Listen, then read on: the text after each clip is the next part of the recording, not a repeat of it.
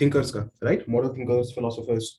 और हमने उसमें ग्रीक ट्रिनिटी और थोड़े से मिडावल वाले देखे थे। अभी एक स्टार्ट करते हैं, मिडावल की थिंकर से स्टार्ट करते हैं। एक लास्ट थिंकर है जो मेरे को मिडावल में डिस्कस करना है, क्योंकि ये अभी तक जितना हमने पढ़ा है उससे थोड़ा हटके है ये थिंकर। तो हिज नेम इज मैकियावेली। अरे ज्यादा मोटा है ये तो यार।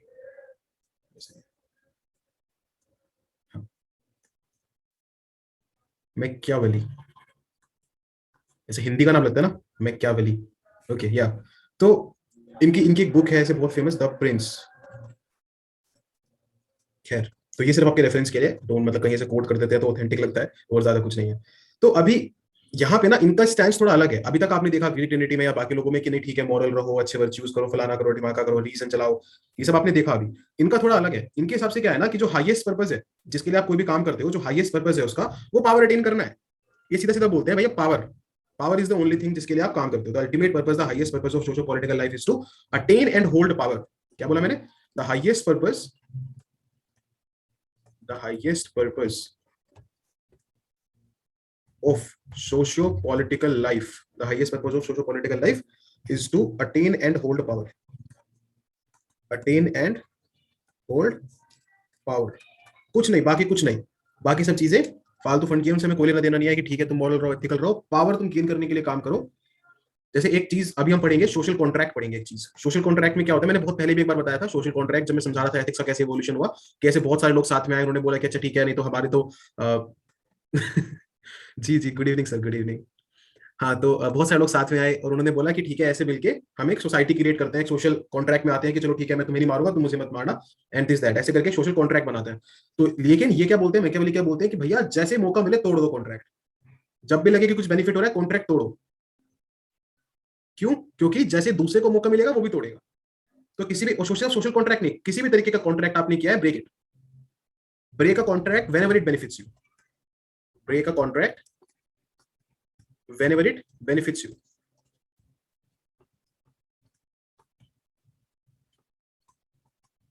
है ना, सब रस्में कस्में वादे वूदे सब तोड़ दो अगर तुम्हारा फायदा हो रहा है तो।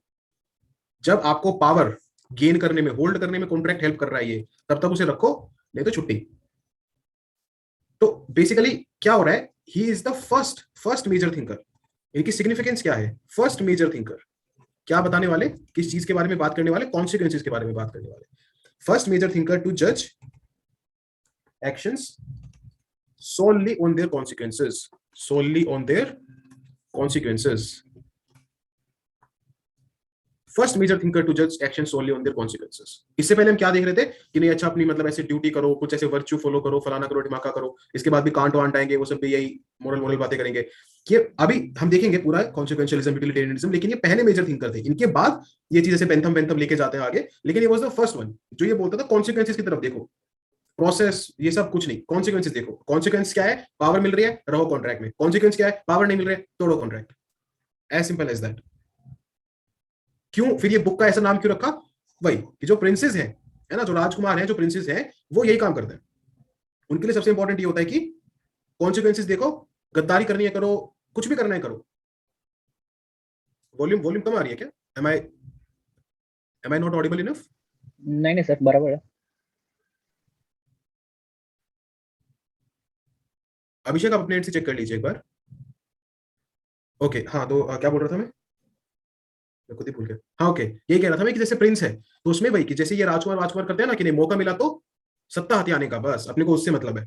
तो वैसे ही हर इंसान को होना चाहिए। Just look at the consequences, if they are favouring you, go for it, go for the action, right. तो ऐसा ये क्यों है? Why was it so? अभी देखने में लग रहा होगा ना कि यार ये तो क्या ही बातें चल रही है। तो बेसिकली इनका ना कहां से आ रहा है ये समझते हैं। जैसे हमने इससे पहले देखा कि अच्छा कोई बोल रहा है कि जो ह्यूमन है वो ऐसे इंट्रिंसिकली रैशनल होते हैं, फलाना होता है, दिमाग का होता है। ये क्या बोलते थे ना कि प्राइमरी जो ह्यूमन मोटिवेशन है, primary human motivation are selfish and egoistic, are selfish and egoistic, right. क्या है? सेल्फिश है और इगोइस्टिक है। जो प्राइमरी ह्यूमन मोटिवेशन है, कोई भी काम करने की जो इंसान को मोटिवेशन मिलती है, प्राइमरी मोटिवेशन, वो सेल्फिश है और इगोइस्टिक है।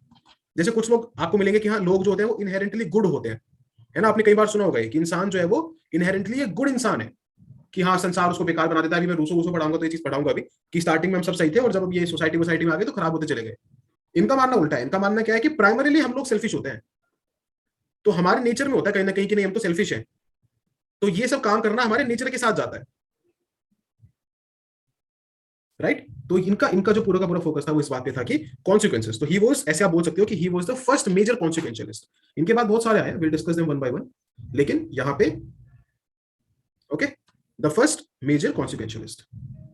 अभी चलो मेरे को बताओ, मेरे को कोई एक ऐसी सिचुएशन बताओ जहां पे कॉन्सिक्वेंशियलिस्ट होना अच्छा होता है।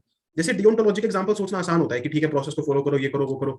कॉन्सिक्वेंशियलिज्म का कोई वो बताओ, एक अच्छा सा एग्जांपल बताओ कि हाँ कॉन्सिक्वेंसेस को देख के हम एक्शन ले सकते हैं। एक एथिकल एक्शन बताओ ऐसा जो आपको लगता है कि हम कॉन्सिक्वेंसेस को देख के लेना चाहिए हमें, कि कॉन्सिक्वेंसेस को देख के एक्शन लेंगे तो सही रहेगा।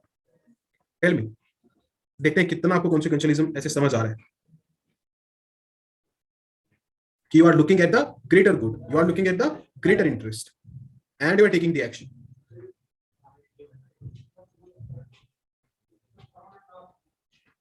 ओके, जानवी ने बोला है कि national security and national interest and security of the nation. Tanu कह रहे हैं वोटिंग इन इलेक्शन। नहीं अक्षत, एग्जाम्पल देखो, यही दिक्कत, एग्जाम्पल पूछ रहा हूं तो एग्जाम्पल बताओ, उसके डेफिनेशन नहीं, एग्जाम्पल। ये तो सबको ही पता है कि कॉन्सिक्वेंशियलिज्म का मतलब end are more important than means, focus on the what I am asking, example. Vinay भी ये बोल रहे हैं नेशनल सिक्योरिटी इंटीग्रिटी। देखिए जब एग्जाम्पल देना आप तो उसको समझिए कि आप किस तरीके से दे रहे हैं। ऐसे में अभी से ये लिख लिया ना सबने, सबका हो गया रिटर्न इट। देखिए जैसे सपोज करिए आप एग्जाम्पल ना अच्छे से सोचा करिए, जैसे मान लीजिए कोविड की वैक्सीन बना रहे हो, ठीक है, और उसमें क्या है कि अभी आपको टेस्टिंग करनी पड़ेगी, और टेस्टिंग करने में हो सकता है कि एक दो इंसान की जान चली जाए, लेकिन उसके बाद जो निकल के आएगा क्या होगा फिर, करोड़ों करोड़ों जानें बचेंगी। तो ये क्या है, दिस इज गोइंग बाय कॉन्सिक्वेंशियलिज्म कि ठीक है हो सकता है टेस्टिंग में एक दो इंसान की जान चली जाए, ड्यूटी आपको है ना, या फिर आपको जब आप प्रोसेस फॉलो करते हो तो वो चीज इसको एकदम मना कर देगी कि ये तो गलत है भाई। अभी जब हम कांट पढ़ेंगे तो कैटेगोरिकल इंपेरेटिव पढ़ाऊंगा, तो उसमें कांट एक बात कहते हैं कि किसी को भी एक मींस की तरह ट्रीट मत करो। बट यहाँ पे तो जो भी लोगों पे टेस्टिंग होती है उनको कहीं ना कहीं मींस की तरह ट्रीट करा जा रहा है to achieve a different end. तो यहाँ पे क्या हो गया, एंड इंपॉर्टेंट हो गया। समझ में आ रही है बात, एग्जाम्पल समझ में आ रही है। यहाँ पे क्या हो गया, एंड इंपॉर्टेंट हो गया कि बहुत सारे लोगों की जान बचानी है। तो बहुत सारे लोगों की जान बचानी है तो चलो ठीक है टेस्टिंग करनी ही है, राइट। जैसे सपोज करो ये है कि नहीं ठीक है किसी इंसान को मारना नहीं है, लेकिन अब मान लो कोई टेररिस्ट घुस गया है ना, तो आप उसको एलिमिनेट करते हो ना, ताकि ज्यादा लोगों की जान बचाई जा सके। ओके, तो इस तरह के कुछ एग्जांपल्स आप हमेशा सोच के रखिए, हमेशा दिमाग में रखिए, दे विल ऑलवेज हेल्प। ये हो गया, ये बहुत ही कंटेम्प्रेरी एग्जांपल हो गया, है ना। ऐसी चीजें हमेशा हेल्प करती है कि अच्छा ठीक है आपने एथिक्स को कितने अच्छे से पढ़ा है, कितने अच्छे से समझा है, कितने अच्छे से आप देख रहे हैं अपने चारों तरफ। ओके, तो खैर ये बात हो गई मैकियावेली की। तो हमेशा याद रखिए कि जब जैसे मैं बोलता हूँ कि एथिक्स में ना ऐसे कुछ भी एकदम खराब और एकदम सही नहीं होता। बहुत जगह जब आप ऐसे ड्यूटी बेस्ड प्रोसेस से चलोगे तो उसका नुकसान हो जाएगा, वो भी चीज नुकसान की है, राइट। तो आपको कंडीशंस के हिसाब से देखना पड़ता है। खैर, got it. Last year in a plane crash the pilot died but saved many passengers in Kozhikode airport. वो देखना पड़ेगा, पायलट की तो ड्यूटी भी हो गई ना वो कहीं ना कहीं। तो पायलट ने तो अपने एंड से तो अपनी ड्यूटी परफॉर्म करी। तो वो मतलब ऐसे उसको किस तरीके से लिखते हैं हम, वो थोड़ा उस पर भी डिपेंड करता है। उसको इस तरीके से बोल सकते हैं, जैसे मान लीजिए कोई पायलट है, ठीक है, उसके पास दो ही चॉइसेस है कि या तो किसी प्लेन क्रैश होने वाला है, तो या तो वो अगर यहाँ पे क्रैश कराएगा तो हो सकता है प्लेन में बैठे हुए 100 लोग बच जाए, लेकिन यहाँ पे ऐसे 1000 लोग मर जाए। और अगर यहाँ पे कराएगा तो ऐसा हो सकता है कि ये 100 लोग खत्म हो जाए, अपने आप भी वो हो जाए, एलिमिनेट हो जाए, लेकिन यहाँ पे किसी को कोई नुकसान ना हो। तो अब वो फिर यहाँ पे अगर वो करा दे रहा है, यहाँ पे लैंड करा दे रहा है, जबकि उसकी ड्यूटी थी कि नहीं वो अपने पैसेंजर्स को बचा के रखे, राइट। अपनी लाइफ के प्रति उसकी ड्यूटी थी, अपनी फैमिली के प्रति उसकी ड्यूटी थी, अपने पैसेंजर्स के प्रति उसकी ड्यूटी थी, लेकिन वो उसको सेक्रीफाइस करके he looks at the greater good. तो ऐसा कुछ करके you can think of, that's okay. मतलब ये तो ठीक है, ये तो एक हाइपोथेटिकल एग्जांपल हो गया, just keeping things into perspective. Okay, तो हो गया ये मैकियावेली, समझ आया सबको। बेसिकली ही इज अ कॉन्सिक्वेंशियलिस्ट, इतना आपको उसके बारे में पता होना चाहिए। अभी देखिए इनको यूज कैसे करते हैं आंसर में। सपोज करो कोई भी ऐसा क्वेश्चन आया जहां पे आपसे सीधा पूछा कि भैया मींस इंपॉर्टेंट होते हैं कि एंड इंपॉर्टेंट होते हैं, राइट। तो एक आप मींस का बताओगे ये इंपॉर्टेंट होते हैं, फिर आप एंड का बताओगे कि ये भी इंपॉर्टेंट होता है। तो इसमें आप इन फिलोसोफर्स को कोट कर दोगे कि अच्छा मैकियावेली जो था वो इस चीज में विश्वास करता था, है ना। उसने अपनी बुक द प्रिंस में बोला है कि आप कॉन्सिक्वेंसेस को देखो, बस हो गया, आपका काम खत्म हो गया। कभी ऐसा क्वेश्चन नहीं आएगा कि अच्छा मैकियावेली की द प्रिंस के ऊपर एक कमेंट्री करी, कभी नहीं आएगा। That is a philosophy option का क्वेश्चन, आपका कोई लेना देना नहीं है इससे। तो आपको स्मार्ट होना है। अभी मैं मैकियावेली पढ़ाने लगूंगा तो कम से कम 5 क्लास सिर्फ मैकियावेली में निकल जाएगी, इतना ज्यादा कंटेंट है। प्लेटो पढ़ाने लगूंगा तो 10 क्लास प्लेटो भी निकल जाएगी, इतना कंटेंट है। बट रिमेंबर सिर्फ उतना लीजिए जितना आप सीधा सीधा एग्जाम में यूज कर सके। खैर,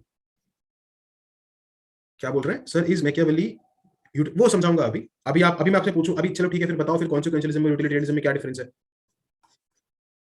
है ना। खिचड़ी बीच में से नहीं खानी, साइड से खानी है, नहीं तो हाथ जल जाएगा।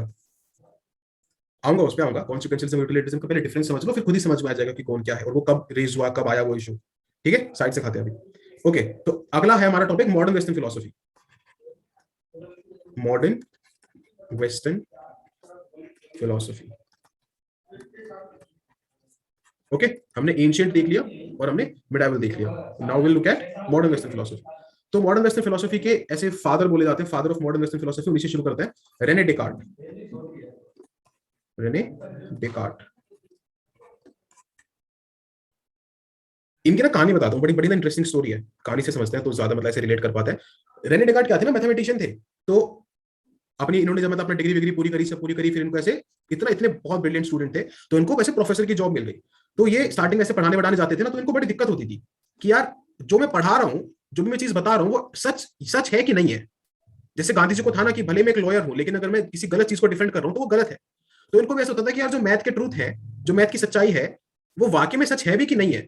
जो मैं चीजें इतनी कन्विक्शन से बोल रहा हूँ, कई बार ऐसा होता है ना कि चलो ठीक है, जैसे हम अब उस टाइम तो क्या है कि बहुत ज्यादा ऐसी ये नए नए इन्वेंशन भी हो रहे थे, तो आज मैं कुछ पढ़ा रहा हूँ, पता चला वो कल को बदल गया। तो जब ये सच ही नहीं है ना, आप देखो ना कितने बड़े बड़े चेंजेस आए, कोपर्निकन रेवोल्यूशन देखो आप, है ना। हम ये मान के बैठे थे कि नहीं, धरती सेंटर है, सब कुछ इसके चारों तरफ ही घूम रहा है। तो कितने टीचर्स ने अपने बच्चों को पढ़ाया होगा। तो डेकार्ट हमेशा ये सोचते रहते थे कि यार जो मैं पढ़ा रहा हूँ, ये सच है भी, ये सच है भी, ये सच है भी, मैं गलत नॉलेज इंपार्ट कर रहा हूँ। हाउ डू आई नो कि ये सच है, how do I know with surety कि ये सच है। तो इनके दिमाग में ये चलता रहता था। तो इसके चलते उन्होंने अपनी जॉब क्विट कर दी, कहते यार मेरे से नहीं हो पाएगा, है ना। इनको बहुत डायलेमा होता था कि यार ये मेरे से हो नहीं पा रहा, तो उन्होंने क्विट कर दी अपनी जॉब। अच्छा, क्विट कर दी तो फिर अब क्या करें। तो उन्होंने बोला कि यार मैं ना सच्चाई का पता चला, सच्चाई कैसे पता चलाऊंगा कि सच्चाई है क्या। तो इनसे पहले मतलब ऐसे बात करी, तो ऐसे पूछते हैं कि भाई तुम्हें लग क्यों रहा है कि सब कुछ झूठ है। तो कहते हैं यार तुम कहीं भी देख लो सॉरी,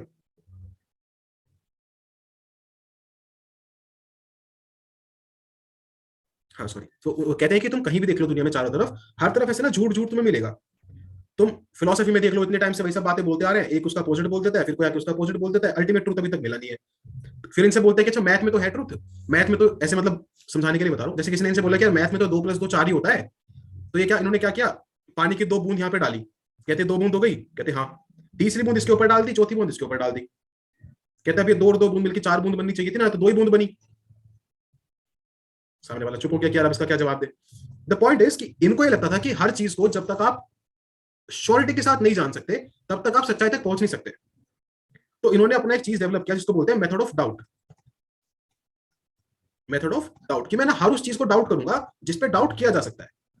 अच्छा ठीक है, तो चाहे वो मैथ आ जाए, चाहे वो फिलोसफी आ जाए, रिलीजन आ जाए, फलाना ढिमाका कुछ भी आ जाए, मैं डाउट करूंगा जब तक मुझे कोई ऐसी चीज नहीं मिल जाती जो एकदम परफेक्ट है, एकदम श्योर है। तो अब घर बार तो चलाना है, और हमेशा ट्रैवलिंग जो है वो लोगों का ऐसे वो रहा है कि चलो ट्रैवल करते टाइम लोगों को ऐसे बहुत सारी चीज समझ में आती है, तो अब ट्रैवल कैसे करें, तो उसके लिए उन्होंने क्या क्या आर्मी ज्वाइन कर ली। अब उस टाइम आर्मी वार्मी जाती रहती थी इधर उधर बहुत ज्यादा, तो आर्मी के साथ ट्रैवल करते थे, मन तो लगता नहीं था आर्मी में। तो शाम को एक दिन ऐसे अपना अकेले बैठे थे, सामने वो जला के, आग वाग जला के, सोच रहे हैं क्या सच हो सकता है, क्या सच हो सकता है, क्या एक ऐसी चीज है जो सच हो सकती है, अच्छा ये भी सच नहीं है, वो भी सच नहीं है, ये भी सच नहीं है, वो भी सच नहीं है। एकदम से एक चीज स्ट्राइक कर दिया है, एकदम से एक चीज स्ट्राइक कर दिया है कि और कुछ सच हो ना हो, है ना। मैं ये भी सोच रहा हूँ कि ये चीज सच है या नहीं है, ये भी सोच रहा हूँ कि ये चीज सच है कि नहीं है, ये भी सोच रहा हूँ कि ये चीज सच है कि नहीं है, लेकिन और कुछ हो ना हो, एक चीज तो सच है ना, कि मैं सोच रहा हूँ, ये चीज तो सच है ना। इसमें कोई डाउट नहीं है। ठीक है, जिसके बारे में मैं सोच रहा हूं हर उस चीज में डाउट हो सकता है, लेकिन ये तो बात पक्की है ना कि जो मैं सोच रहा हूं वो तो सही है। मैं सोच रहा हूं, ये बात तो पक्की है ना, आई एम थिंकिंग। और यहीं पे मतलब ऐसे आग के सामने बैठे बैठे इनको एकदम ऐसे रियलाइज होता है कि अरे हाँ, ये चीज तो है एटलीस्ट, आई एम थिंकिंग। और कुछ हो ना हो इस दुनिया में सच, ये चीज सच है कि आई एम थिंकिंग। यहीं से फिर ये अपना पहला ट्रूथ, पहला अल्टीमेट ट्रूथ देते हैं, जिसके ऊपर इनकी पूरी फिलोसफी बिल्ट है, जिसको फ्रेंच में बोलते हैं कोजिटो एर्गो सम, और इंग्लिश में बोलते हैं I think therefore I am. कोजिटो अर्गो सम, I think therefore I am. क्या, कि सिर्फ इतनी सी बात कि मैं सोच पा रहा हूं, ये श्योरिटी है, ये प्रूव करती है कि एटलीस्ट मैं तो हूं ही। मेरी एग्जिस्टेंस, मेरा होना इज बियॉन्ड डाउट, मेरा होना इज बियॉन्ड डाउट, राइट। ये चीज, यहां से फिर ये अपना पूरा का पूरा ऐसे फिलोसफी की, मोरालिटी की, सब चीजों की बातें करते हैं। ओके, जस्ट स्टोरी के लिए था, ज्यादा यूज वूज तो नहीं कर पाओगे, लेकिन समझाना चाह रहा था कि किस किस तरीके से ये लोग अपने प्रोसेस पे पहुंचते हैं। तो इनका ये था कि आई थिंक देयरफॉर आई एम, तो उसके बाद ये देखते हैं कि अच्छा ठीक है, मैं एक थिंकिंग बीइंग हूं, है ना, I am a thinking being.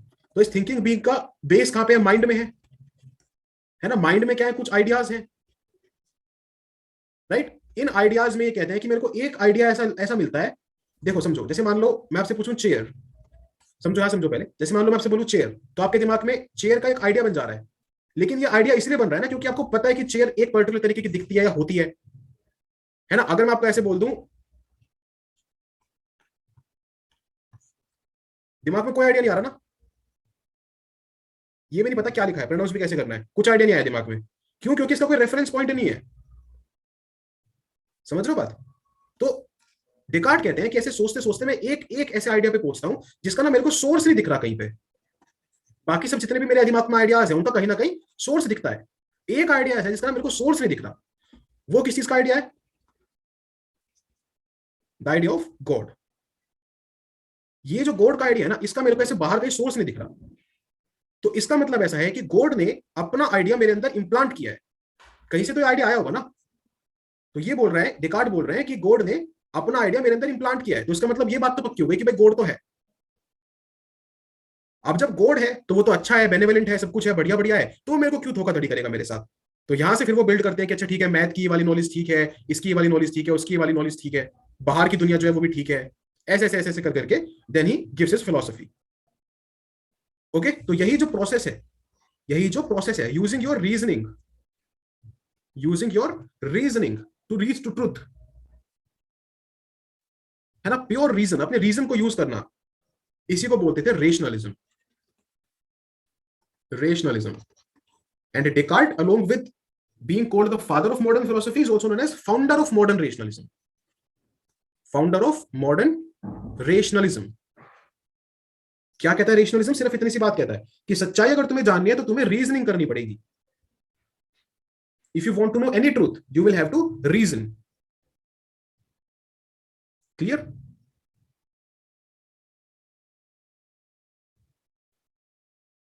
Okay, तो ये डेकार्ट की ऐसे बेसिक बेसिक फिलोसफी है। फिर इनकी मॉरल फिलोसफी क्या है? तो मॉरल फिलोसफी के बारे में बहुत सिंपल सी लाइन लिखवा देता हूं। Sufficient reason is sufficient in the search reason is sufficient in the search for the goods that we should seek, for the goods that we should seek,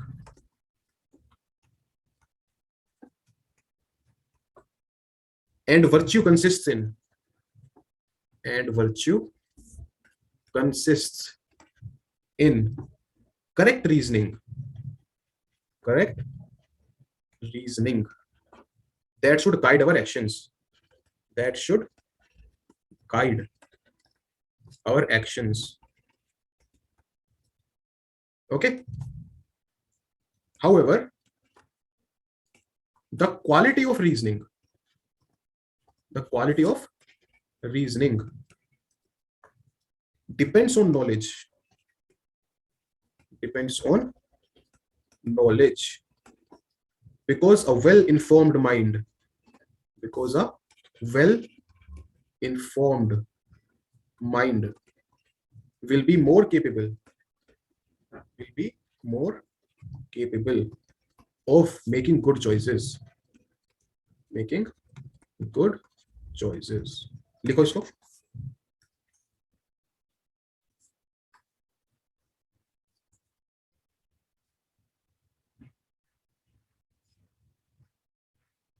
तनु क्या बोल रहे हैं? Can we say that the present time is the truth? नहीं, Descartes ने इसको भी bracket में डाला। कहते जैसे मैं मान लो मैं सो रहा हूँ, है ना, जैसे मान लो मैं किसी ड्रीम स्टेट में हूँ, तो उस टाइम तो मेरे को लग रहा है कि हाँ अभी अभी तो सब कुछ सच चल रहा है, लेकिन वो ड्रीम है थोड़ी सच। अगर मैं सो रहा हूँ, मैं कोई सपना देख रहा हूँ, तो उस पर्टिकुलर मोमेंट पे तो मेरे लिए प्रेजेंट टाइम है ना वो, तो वो तो मेरे को सच ही लगता है, लेकिन वो सच है नहीं। मैं इसके डिटेल में नहीं जा रहा। ऐसे फिर उन्होंने सेंस सेंस उसको भी मना किया कि सेंस भी हमें सच नहीं बताती। कहते हैं मैं रात को एक दिन उठा, उठ के चलने लगा आगे, तो मेरा ऐसे ना रस्सी पे पैर आ गया और मेरे को लगा सांप है और मैं उछल के पड़ा, बाद में देखा तो रस्सी थी। तो जब मेरी सेंस ही मेरे को धोखा दे देगी तो बाकी कौन, किस पे भरोसा करूं? तो ऐसे ऐसे करके इनके आर्ग्यूमेंट्स है, एक फिर एक ड्रीम का आर्ग्यूमेंट है, एक सेंस का आर्ग्यूमेंट है, एक डेविल का आर्ग्यूमेंट है ना। लास्ट में ऐसे बोलते हैं कि जब ये बोलते हैं कि नहीं यार ये तो तुम फालतू की बात कर रहे हो कि 2+2 4 नहीं होता, तो बोलते हैं क्या पता कोई डेविल मेरे को ऐसे मनवाना चाह रहा हो, कोई भूती हो जो ऐसे बोल रहे हो कि नहीं 2+2 4 होता है, मेरे को क्या पता। तो ये खैर दिस इज, ये इसको लिव इट टू फिलोसफी, आपके काम करेंगे ये। ऐसे 3 4 आर्ग्यूमेंट्स देते हैं, ये बहुत डीप हो जाएगा, इसमें लिखे जाना। खैर ठीक है, यहाँ पे आते हैं वापस, समझिए इसको क्या बोल रहे हैं डेकार्ट अपनी मॉरल मॉरल फिलोसफी में। मॉरल फिलोसफी में क्या बोल रहे हैं कि reason is sufficient in the search for the goods. अगर आप ये देख रहे हैं कि क्या गुड एक्शन है, क्या ठीक है, क्या अच्छा है, उसके सर्च में, उसको देखने में, उसको पाने में, उसको सीख करने में reason is sufficient, reason alone is sufficient. Virtue, virtue क्या है? Virtue consist in correct reasoning that should guide our actions, है ना। क्या बोल रहा है एक रेशनलिस्ट कि रीजन से अगर आपके एक्शंस गाइडेड हैं, अगर आप करेक्ट रीजनिंग कर रहे हो और उसके हिसाब से फिर अपने एक्शंस कर रहे हो, देन दैट इज वर्चुअस। वो चीज क्या है? वर्चुअस है। हाउएवर, हाउएवर ऐसा नहीं कि नहीं ठीक है कुछ भी नहीं पता और बैठ के रीजनिंग कर रहे हो, अगर नॉलेज नहीं है तो रीजनिंग कहां से करोगे? However the quality of reasoning depends on the knowledge. Quality, किस क्वालिटी की रीजनिंग आप कर पा रहे हो, depends on the knowledge that you have gained, क्योंकि एक वेल इन्फॉर्म्ड माइंड ही अच्छे चॉइसेस ले सकता है। तो नॉलेज आई, है ना, एक वेल इन्फॉर्म्ड माइंड बना, उसने क्या किया? रीजनिंग की, वहां से सही चॉइसेस आई, राइट। तो क्या हो गया? Reasoning is the ultimate pre requisite. हाँ, नॉलेज से ये चीज एनहांस होती है, अच्छी रीजनिंग होती है, लेकिन जैसे मैं कल भी बता रहा था, सोक्रेटिस ने स्लेव बॉय से रीजनिंग करके सच निकलवा दिया, जरूरत ही नहीं पड़ी ना नॉलेज की। तो reasoning is the ultimate thing in लोगों के लिए। आप रीजनिंग करो, आप सही चीज पे जाओगे। हाँ obviously everyone can not be Socrates, everyone can not have such command over questioning, तो फिर उसके लिए आप यू एक्वायर नॉलेज ताकि आप सही से रीजन कर सको। Okay, is this clear? लिख लिया सबने?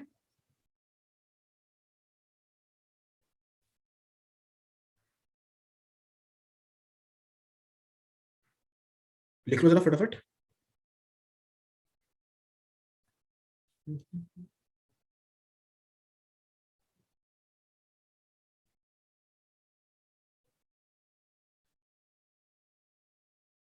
डन, कर दो इरेज। हाँ अलग से कर देता हूँ इसको, चलो ठीक है इरेज कर रहा हूँ। देखो बेसिकली सिंपल है, देखो सिंपल समझाता हूँ।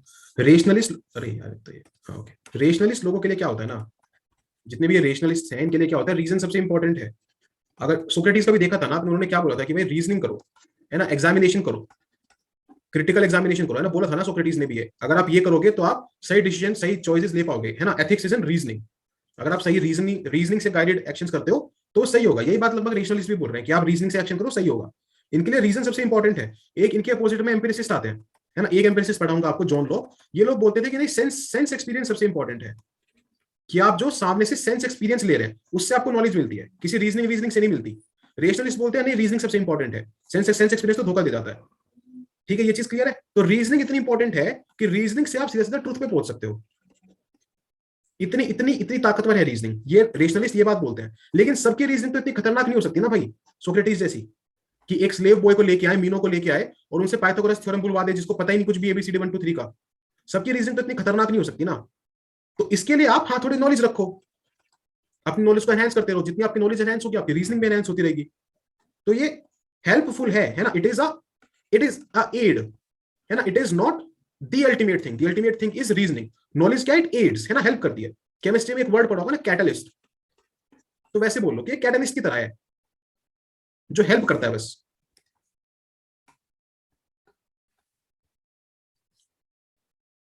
Okay clear?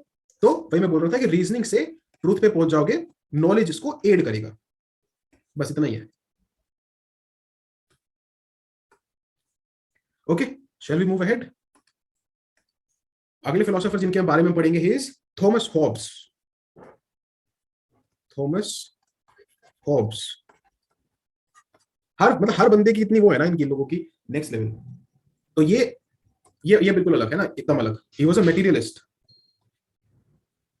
Materialist, Indian philosophy पढ़ाऊंगा तो 4 वाक पढ़ाऊंगा। Materialist, he was also materialist. Materialist कौन लोग होते हैं? एक तो लोग हो गए जो आपके आइडियल चीजों में विश्वास करते हैं, है ना, आइडियलिस्ट होते हैं जो लोग। दूसरे चीज हो गए जो मटेरियल चीजों में विश्वास करते हैं, वो लोग मटेरियलिस्ट हो गए। इसको समझाता हूं पहले, है ना, थॉमस हॉब्स को समझाता हूं, फिर इसका थोड़ा वो समझाऊंगा कि ठीक है ये किस तरीके से चल रहा है। अभी के लिए इसको छोड़ो, पहले थॉमस हॉब्स समझो, फिर इसको एक्सप्लेन करता हूँ डिटेल में। ओके, तो थॉमस हॉब्स क्या कहते हैं कि भाई देखो, everything that happens is result of the physical world. इससे पहले जैसे मान लो ये रेशनलिस्ट ने क्या बोला, डेकार्ट ने क्या बोला कि मेरे दिमाग में, मेरे माइंड में मेरे को एक आइडिया मिला, है ना, वो आइडिया से भगवान से आया, भगवान ने ये वर्ल्ड बनाया, फलाना किया, ढिमाका किया, ऐसे ऐसे करके रीजनिंग कर रहा था। थॉमस हॉब्स आता कहता है बकवास ना कर, बहुत सुन लिया तेरा, ऐसा सब कुछ नहीं होता, ये माइंड, ये इननेट आइडिया, सब कुछ नहीं होता कि तेरे दिमाग में पहले से कुछ आइडिया, ना ये सब कुछ नहीं होता, सिर्फ फिजिकल वर्ल्ड है। सिर्फ क्या है, फिजिकल वर्ल्ड है, तुम्हारी आत्मा, तुम्हारे भगवान, सब कुछ नहीं होते, there is only one thing that is physical world, and everything that happens is a result of the physical world। लिख लो ये line, everything that happens is a result of the physical world। यही है materialism की philosophy. पढ़ते भी हो ना, normal terms में पढ़ते हो ना कि यार ये तो ज्यादा मेटीरियलिस्टिक इंसान हो रहा है ना, जो ऐसे वर्ल्डली चीजों की बात करे, जो ऐसे सोल की, है ना, आइडियल चीजों की बात करें, जैसे प्लेटो हो गया, क्या अलग दुनिया ही बना दी, है ना, कि यहाँ पे आइडियल्स एग्जिस्ट करते हैं, ये खड़े, है ना, इस वाली दुनिया में सिर्फ इनकी कॉपीज आती है। नेक्स्ट लेवल आइडियलिस्ट, है ना, नेक्स्ट लेवल, एकदम ऐसे पिनेकल पे। इनके अपोज में कौन होता है, आइडियलिस्ट के अपोज में कौन होता है, मेटीरियलिस्ट लोग, कि यार ये सब क्या बकवास कर रहे हो, कौन सी दूसरी दुनिया, कौन सी आत्मा, दिखाना जरा मेरे हाथ में रख के। तो ये लोग किसी से विश्वास रखते हैं फिजिकल वर्ल्ड में, यही है, मैटर ही सब कुछ है। ओके, लिख लो, ये फिजिकल वर्ल्ड वाली बात लिख लो।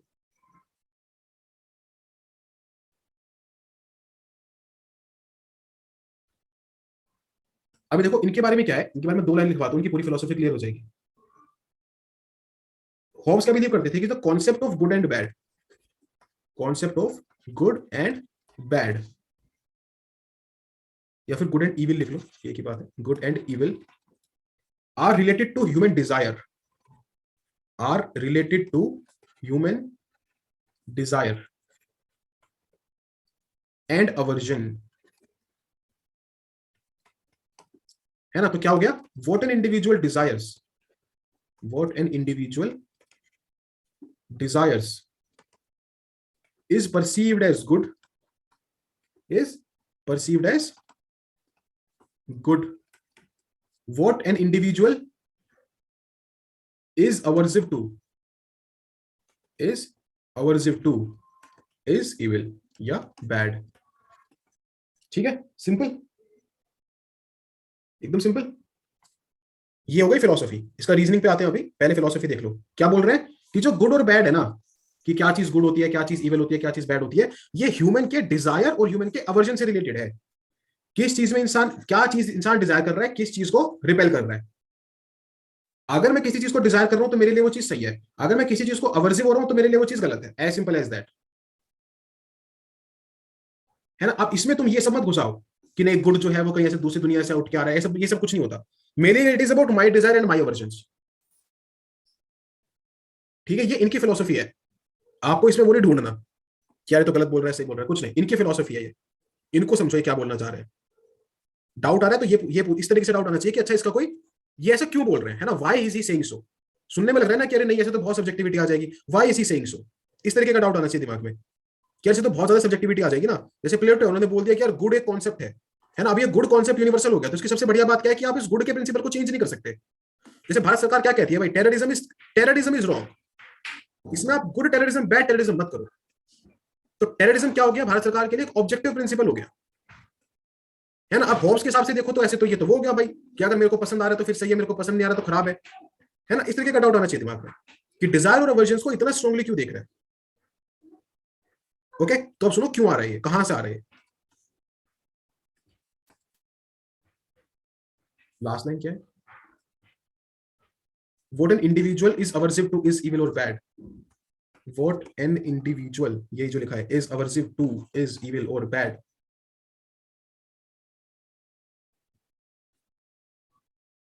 ओके, ये तो शुक्र है इसमें अंडू हो जाता है, मेरे को तो याद ही नहीं रहता मैंने क्या बोला था। ठीक है, तो अभी देखो ये आ कहां से रहा है ना, from where is this coming. तो इन्होंने ना एक बुक लिखी थी लेवियाथन, बड़ी फेमस बुक, शायद 1650 के आसपास लिखी थी कभी, बहुत फेमस बुक थी। इसमें एक्सप्लेन करते हैं एक चीज को, social contract, social contract basically ये क्या बोल रहे हैं, सॉरी हाँ, बेसिकली क्या बोल रहे हैं कि कोई भी, जैसे हम ये अभी बात कर रहे थे ना कि बहुत सारे लोग हैं ये आपस में ऐसे मिलकर सोसाइटी में आए क्यों, है ना, रीजन क्या था इसके पीछे, इनका इनका साथ में आने का रीजन क्या था। तो ये ऐसे बोलते हैं कि इनका ना रीजन जो था वो सेल्फ इंटरेस्ट को पूरा करना था, टू फुलफिल सेल्फ इंटरेस्ट। इसका एक कोई सेल्फ इंटरेस्ट था, इसका एक कोई सेल्फ इंटरेस्ट था, ये साथ में आए ऐसे पूरा कर लिया। क्यों, क्या क्या सेल्फ इंटरेस्ट था, कि भाई खुद को बचाना है, the self interest of self preservation and protection. ये इनका सेल्फ इंटरेस्ट था, ये इनका इंटरेस्ट था कि मुझे खुद को बचाना है, खुद को प्रोटेक्टेड रखना है। क्यों, क्योंकि ऐसे अगर खुली छूट होगी सबको तो कोई किसी को मार जाएगा आके, राइट। तो ये बोलते हैं कि अगर ये नहीं होता तो we will be in constantly in state of war. अगर आप एक ऐसे कॉन्ट्रैक्ट करके साथ में नहीं आते हो, है ना, सेल्फ इंटरेस्ट क्यों आया आपका, क्योंकि आप एक दूसरे को हर्ट करते, you would have continuously been a state of war. कोई ना कोई पावर चाहता, कोई ना कोई अपने सेल्फिश चीजों को पूरा करना चाहता। इसीलिए आपने क्या किया कि आपने सर्टेन लिमिट्स लगा दी, है ना, आपने क्या कर दिया, कुछ बाउंडेशंस लगा दिए, कुछ बाउंड्स लगा दिए। तो अब आप एक दूसरे को हार्म नहीं कर पा रहे, तो अब आप स्टेट ऑफ पीस में आ गए। क्या हो गया, आप स्टेट ऑफ पीस में आ गए। ये स्टेट ऑफ पीस कैसे आए, जितने भी मेंबर हैं एक सोसाइटी के, ये अपने आप को डिफेंड करने की जो एबिलिटी है वो एक सॉवरेन पावर को दे दो, जो खुद को तुम्हारी डिफेंड करने की एबिलिटी है। मान लो बंदूक है तुम्हारे पास, है ना, ये जो पावर है ये तुम सॉवरेन को दे दो। ये सॉवरेन पावर तुम्हारा सबका ध्यान रखेगी, इसी को कि अपनी खुद को डिफेंड करने की एबिलिटी, वो जो विल है वो सॉवरेन पावर को दे देना इज सोशल कॉन्ट्रैक्ट। अब इसकी जिम्मेदारी है कि तुम्हारे बीच में डिस्प्यूट हो रहा है, लड़ाई हो रही है, जो भी हो रहा है ये सोल्व करेगी उसको। अगर ये सॉवरेन उसमें फेल हो जाती है या सही से नहीं कर पा रही है, बदलो इसको, साइड करो, दूसरी को लेके आओ। ओके, तो हर चीज जो है वो सेल्फिश इंटरेस्ट से गाइडेड होती है। इसीलिए यहीं से इनकी फिलोसफी में क्या निकल के आता है, मेटीरियलिज्म निकल के आता है, जिसकी मैंने स्टार्टिंग में बात करी, है ना। आप जो भी काम करते हैं वो कहीं ना कहीं सेल्फ इंटरेस्ट को दिमाग में रख के करते हैं। तो सेल्फ इंटरेस्ट ना बहुत बढ़िया चीज है, पता है, इसको ऐसे समझो कि मान लो हमने आपका एक ऑप्शन का ग्रुप बनाया, ठीक है, सपोज करो पीएसआईआर सोशियोलॉजी, सबसे ज्यादा लोग यही वाले होते हैं, है ना। सपोज करो हमने आपका एक ऐसा ग्रुप बनाया, उसमें सपोज करो ऐसे 4-5 लोग हैं। अब ये इंसान सोचता है कि यार मेरे सेल्फ इंटरेस्ट में है अगर मैं इस ग्रुप को सही से चलाऊं। ये भी सोचता है ऐसा ही, ये भी सोचता है ऐसा ही कि मेरे आंसर चेक हो जाएंगे, दूसरे का आंसर अगर अच्छा है उसके में से कुछ पॉइंट निकाल लूंगा, है ना, अल्टीमेटली मेरा आंसर अच्छा हो जाएगा। इस सेल्फ इंटरेस्ट के चलते ये ग्रुप आगे बढ़ता रहेगा। सेल्फ इंटरेस्ट जब सुनते हो तो खराब चीज लगती है ना, नहीं है ऐसा। इस सेल्फ इंटरेस्ट के चलते ये ग्रुप आगे बढ़ता रहेगा। तो आप लोग आपस में डिसाइड करते हो भाई रोज ना 9 बजे से पहले पहले 4 आंसर लिख के डालने हैं। हो गया सोशल कॉन्ट्रैक्ट। नहीं डालेंगे तो निकाल देंगे उसको। सपोज करो मेरे को एडमिन बनाया कि सर निकाल देना अगर जिसने आंसर नहीं डाले। क्या किया, उस ग्रुप में रहने की अपनी एबिलिटी को मेरे पे ट्रांसफर कर दिया, सोशल कॉन्ट्रैक्ट कर लिया मेरे साथ। आ रही है चीज समझ में, तो अब मैं ध्यान रखूंगा। अच्छा ये अपना काम पूरा नहीं कर रहा, हाँ भाई क्या चक्कर है। अगर कभी मैं ही बेकार हो जाऊं, साथ, अरे यार एक हफ्ते से ऑनलाइन ही नहीं आया बंदा, तो कोई देख ही नहीं रहा है कि आंसर डाल रहा है कि नहीं डाल रहा है, आपस में झगड़ते रहते हैं सारा दिन, बॉलीवुड की बातें करते रहते हैं, ये क्या चल रहा है। तो फिर आपके पास अथॉरिटी है कि आप किसी दूसरे बंदे को बोलो, फिर आप मेरे को बोलो चलो साइड हो, दूसरे बंदे को एडमिन बनाओ। समझ में आ रही है बात, क्लियर हो रहा है वाला एग्जाम्पल। सबसे पहली लाइन क्या है प्रीएम्बल की, we the people of India, we the people, है ना, क्या किया हम लोगों ने, सोशल कॉन्ट्रैक्ट किया, we the people of India having solemnly resolved to constitute India into this that and then पूरा लिखा हुआ है और लास्ट में क्या क्या बोलता है, do hereby adopt enact and give to ourselves this constitution। समझ रहे हो चीज, हम भारत के निवासी, हम भारत के लोग, we the people of India, हम क्या कर रहे हैं, अपनी जितनी भी पावर है, अपनी जितनी भी अथॉरिटी है, सब चीजें हैं वो ऐसे हमने कॉन्स्टिट्यूशन में इनियर कर दी, कॉन्स्टिट्यूशन में डाल दी। तो कॉन्स्टिट्यूशन एक तरह से क्या बन गया, एक सोशल कॉन्ट्रैक्ट बन गया। ओके, क्लियर हो रहा है क्या, मतलब समझ में आ रहा है जो चीजें बोल रहा हूं।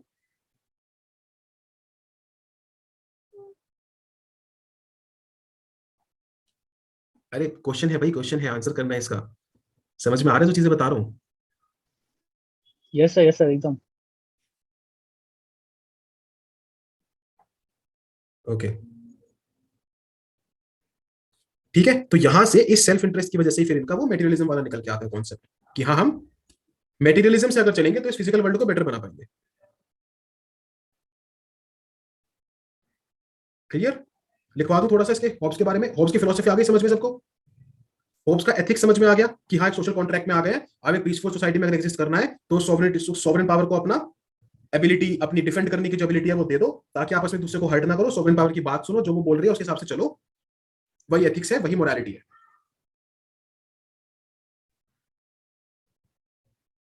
ठीक है, समझ में आ गया होप्स? थोड़ा लिखवा दो इनके बारे में। चलो तो लिखो।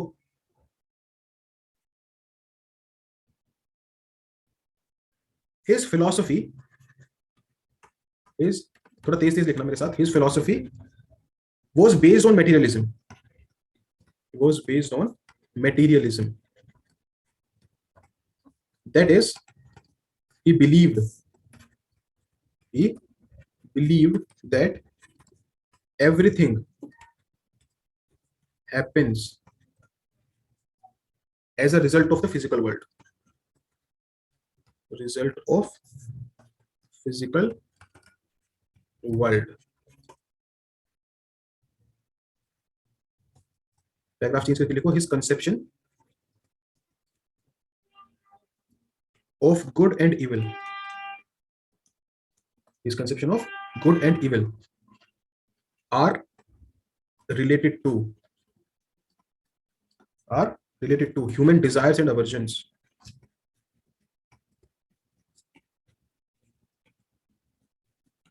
human desire and aversions। what an individual desires what an individual desires is perceived by him or her by him or her as good, and what an individual is aversive to is bad।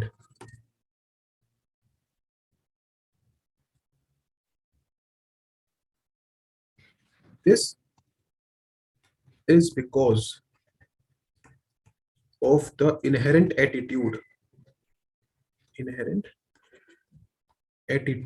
of self preservation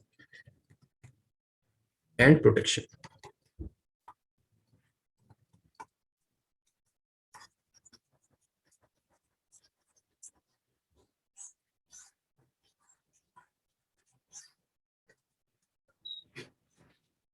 in Leviathan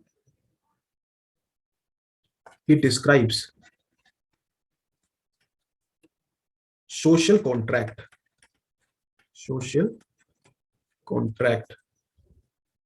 for a peaceful society।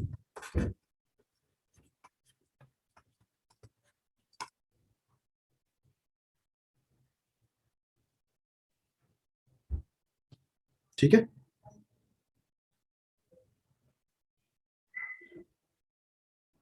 without any limits individuals would harm each other and be in a state of war, a state of war।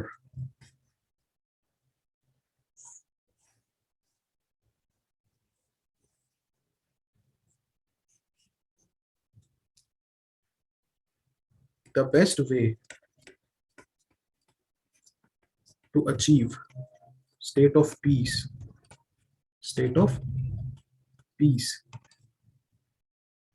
is to unconditionally transfer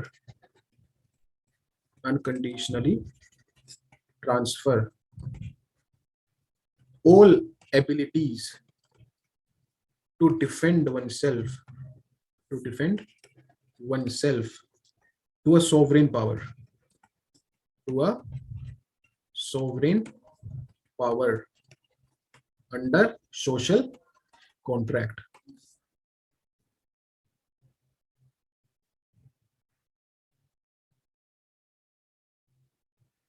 okay,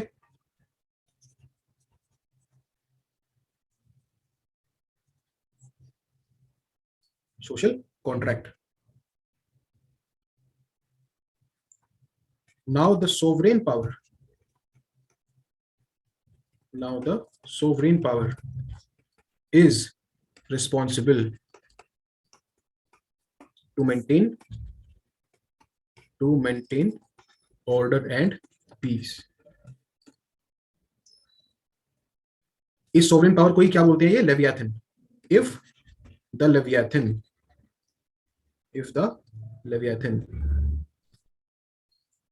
violates this responsibility,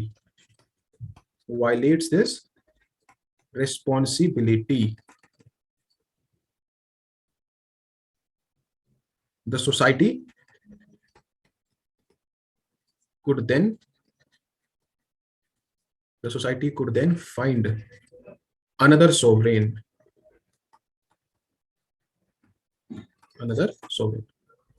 ठीक है, कहीं किसी line में doubt? जितने explain किया भैया ये सब देख लो फटाफट से. लेवियाथन मतलब वही सोवरेन पावर, उसी को लेवियाथन स्टेट बोलते हैं.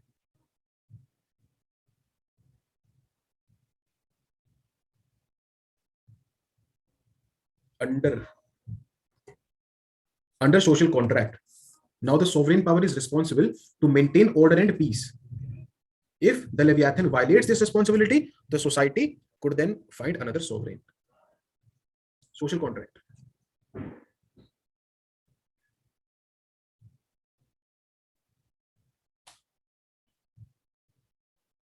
देखो फटाफट से.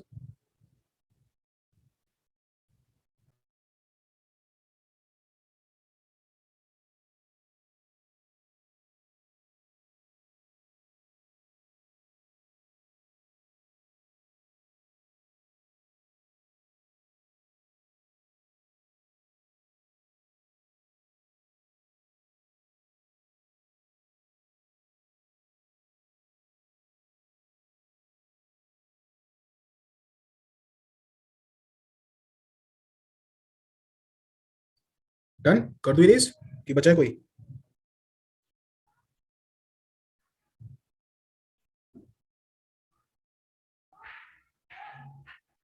ओके, बचा नहीं ना कोई?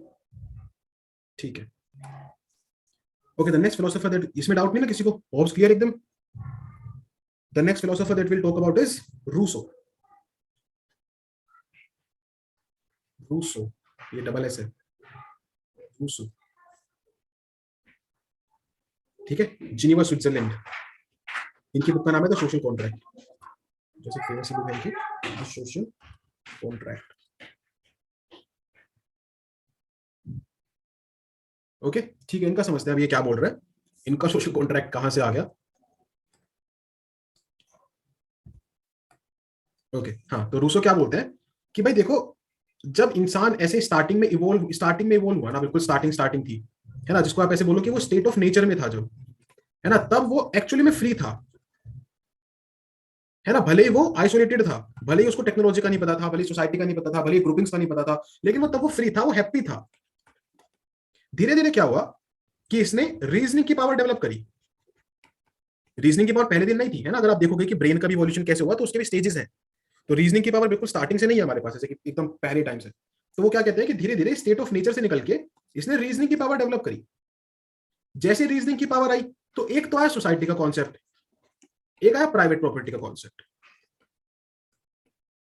एक तो आया सोसाइटी का कॉन्सेप्ट और एक आया प्राइवेट प्रॉपर्टी का कॉन्सेप्ट. इस प्राइवेट प्रॉपर्टी को लेके आप इनसिक्योर फील करने लगे कि कोई मेरी प्रॉपर्टी ना चुरा ले, कोई मेरी प्रॉपर्टी ना हथिया ले, है ना. इसको तो लेके आप इनसिक्योर फील करने लगे. तो आपने क्या किया? गवर्नमेंट बनाई, स्टेट बनाई कि भैया भैया सुनो सुनो, मेरे से मेरी फ्रीडम भले ही ले लो, मेरी प्रॉपर्टी बचा लो. राइट. तो ये क्या बोलते हैं कि तुमने क्या किया, अपने इस रीजनिंग के चलते, अपने ये प्राइवेट प्रॉपर्टी के नशे को चलते, अपनी फ्रीडम के बदले इनसिक्योरिटी पाल ली. तुम्हारी फ्रीडम भी गई और किसी दिन गवर्नमेंट उठा के तुम्हारी प्राइवेट प्रॉपर्टी तो ले ही लेगी. इंडिया में तो वैसे भी राइट तो है नहीं ज्यादा ही फंडामेंटल. राइट, समझ में आ रही है बात? क्या बोल रहे हैं कि स्टार्टिंग में जब इंसान ऐसे पैदा हुआ, जब इंसान स्टार्टिंग में था बिल्कुल इवोल्व होके, तो वो एक स्टेट ऑफ नेचर में था. उस टाइम वो खुश था, भले आइसोलेटेड था, भले सोसाइटी में नहीं था, भले विलेजेस में नहीं था, भले ग्रुपिंग्स में नहीं था, खुश था, फ्री था. जैसे जैसे रीजनिंग की पावर आई तो सोसाइटी बनाने लगा कि अरे अरे यार, अकेले रह के उतना ना खाना खाना नहीं पकाया जा रहा, अकेले रह के ना उतना काम नहीं किया जा रहा, ग्रुप में आ जाते हैं। रीजनिंग की पावर से सोसाइटी आई, सोसाइटी में आया, सेल्फिश होने लगा, प्राइवेट प्रॉपर्टी आ गई। प्राइवेट प्रॉपर्टी को बचाने के लिए, प्राइवेट प्रॉपर्टी के लिए लेकिन इनसिक्योर होने लगा, अरे यार वो इंसान ना थोड़ा पावरफुल हो गया, क्या पता वो मेरी प्राइवेट प्रॉपर्टी छीन ले, गवर्नमेंट बनाते हैं। यहीं से तुम्हारे दुखों का शुरुआत हुई। Else you are happy. Okay, इनकी बहुत फेमस कोट है, मैन इज बॉर्न फ्री। क्या कोट है कि मैन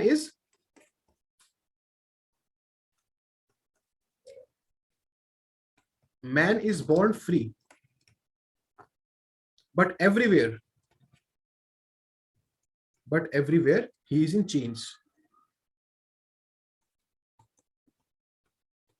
कि तुम पैदा होते हो, तुम पैदा तो ऐसे फ्री हो जाते हो, लेकिन हर जगह हो तुम चेन में ही। कहीं तुम सोसाइटी की चेन में हो, कहीं तुम रिलीजन की चेन में हो, कहीं तुम गवर्नमेंट की चेन में हो हर जगह तुम किसी ना किसी चेन में ही। जो फ्रीडम तुम्हारा बर्थ राइट होना चाहिए था, वो तुमसे कहीं ना कहीं स्टेट ने ले लिया। राइट? जितना उसको अच्छा करना चाहिए था स्टेट को, उससे ज्यादा वो नुकसान कर रही है। क्योंकि जब तुम वो स्टेट ऑफ नेचर में थे, विदाउट विदाउट ऐसी गवर्नमेंट, तब तुम ज्यादा खुश थे। तो क्या बोलते हैं कि अब इससे ये बात समझो कि फोर्स हमेशा सही नहीं क्रिएट करती। ऐसा नहीं कि नहीं गवर्नमेंट की फोर्स है तो वो सही कर रही है, अच्छे कर रही है, नहीं। जब तुम अपनी नॉर्मल स्टेट में थे तब तुम ज्यादा खुश थे।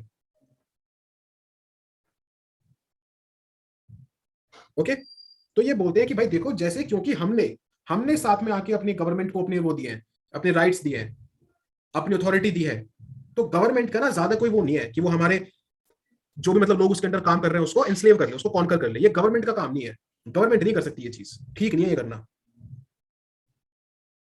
तो कैसे करे फिर? जनरल विल ऑफ सोसाइटी के हिसाब से गवर्नमेंट को एक्ट करना चाहिए। इंडिविजुअल के हिसाब से तो कर नहीं सकते, नहीं तो सबके इंडिविजुअल के अपने बाइसेस आ जाएंगे। तो कैसे फिर एक्ट करे गवर्नमेंट? जनरल विल के हिसाब से। राइट? जनरल विल के हिसाब से गवर्नमेंट रूल करे, नेचुरल राइट्स को प्रोटेक्ट करे, इंसान के राइट्स को प्रोटेक्ट करे। अगर ऐसे कर रही है तो गवर्नमेंट ठीक है, नहीं तो वो गलत है। अगर इसके बियॉन्ड गवर्नमेंट कुछ भी कर रही है तो वो कहीं ना कहीं क्या है, वो गलत है। ओके, यही है रूसो का कहना, यही है रूसो की बहुत सिंपल सी बेसिक सी फिलोसफी। ओके, समझ गए चीज? लिखवा दूं?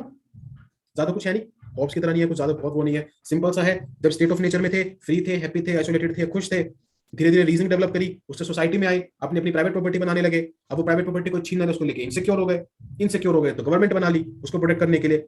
नहीं तो तुम तब यहीं से तुम्हारे दुखों की शुरुआत हुई, नहीं तो तुम अच्छे खासे खुश थे, खेल रहे थे। यहीं से तुम वर्च्यूज से हटके वाइसेस की तरफ जाने लगे। Man is born free but he is everywhere in change. जो मॉडर्न स्टेट्स है वो आपका फिजिकल फ्रीडम कहीं ना कहीं क्या करती है, रिप्रेस करती है। ओके, चलो लिखते हैं इसको थोड़ा सा अगेन, थोड़ा तेज तेज। रूसो लिख लो, बस जस्ट राइट रूसो, बाकी लिखवाता हूँ।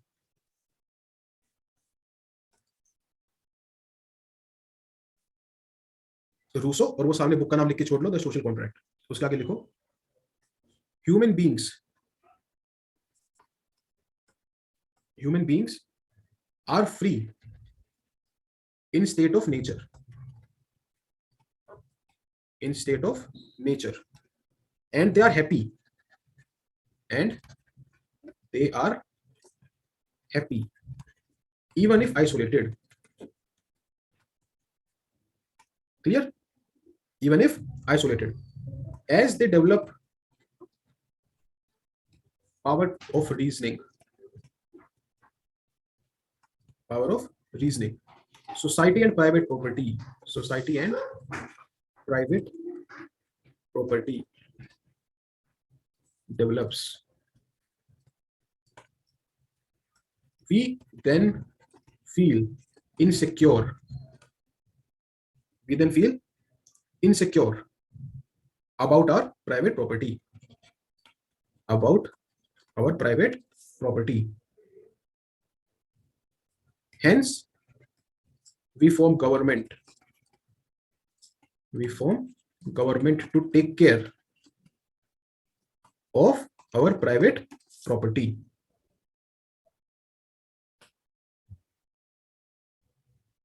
these modern governments these modern governments sorry, these modern governments repress our physical freedom our physical freedom and do nothing to secure the civil freedom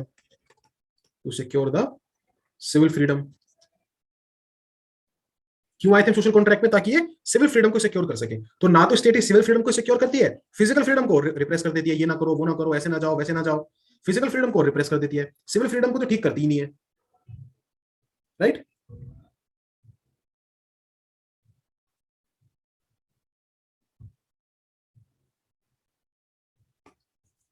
Thus he says, man is born free, but he is everywhere in chains.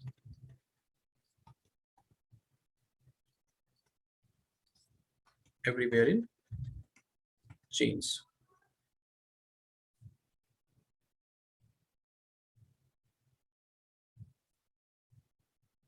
Okay.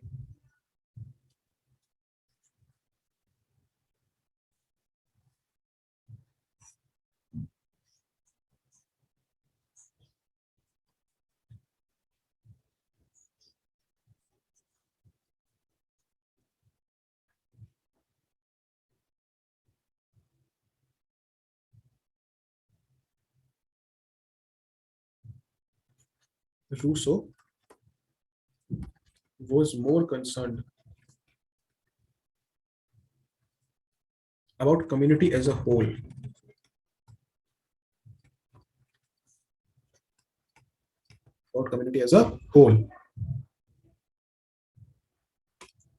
Thus, governments should act on general will of society.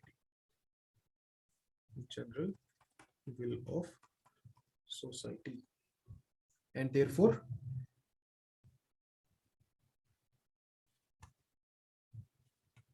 secure everyone's natural rights.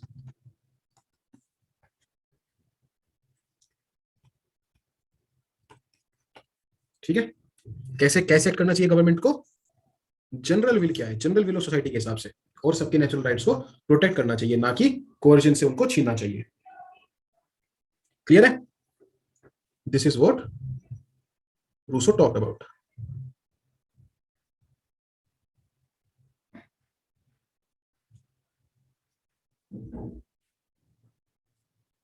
लिख लिया?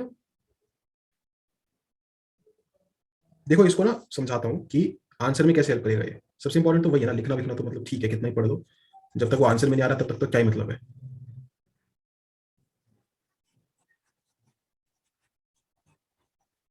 Answer में ऐसे में बहुत help करती है चीजें, मुझे ऐसे में इतना हेल्प करती है ना ये चीजें पर्सपेक्टिव्स दिखाने में।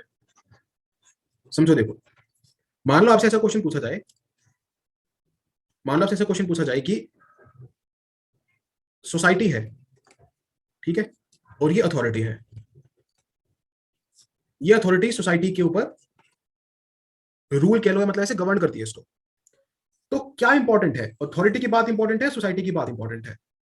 जैसे सपोज करो ऐसे आ जाए कि अभी शादी की एज आपने 18 से 21 कर दी फीमेल्स के लिए, ठीक है, सपोज करो ये क्वेश्चन आ गया, तो क्या ये करना ऐसे गवर्नमेंट की तरफ से ठीक है, या फिर सोसाइटी से ये बात निकल के आनी चाहिए थी? सपोज करो आ जाए फार्मर बिल के बारे में आ जाए कि अथॉरिटी ने बिना फार्मर से कंसल्ट किए बिल पास कर दिए, बाद में वापस लेने पड़ गए, क्या ये चीज ठीक है, गलत है? ऐसे कुछ करके क्वेश्चन एक यूपीएससी बना दे। एथिक्स के पेपर में बनाना बहुत आसान होता है ऐसे क्वेश्चंस, राइट? और उसमें तो ऑब्वियसली आपको ये पर्सपेक्टिव देगा ही देगा। ऐसे में सपोज करो ऐसे कर दे, तो आप एक साइड नहीं दिखा सकते ना, आप सिर्फ ये नहीं बोल सकते कि नहीं फार्मर्स तो गलत थी, आप सिर्फ ये नहीं बोल सकते कि गवर्नमेंट तो गलत थी। You have to talk about both the sides. तो जब आप सोसाइटी का साइड दिखा रहे हो, है ना, जब आप सोसाइटी का साइड दिखा रहे हो, तो उसमें फिर आप ऐसे फिलोसोफर्स को कोट करोगे। You will quote Hobbes, you will quote Rousseau, खासकर रूसो इस पर्टिकुलर केस में, है ना।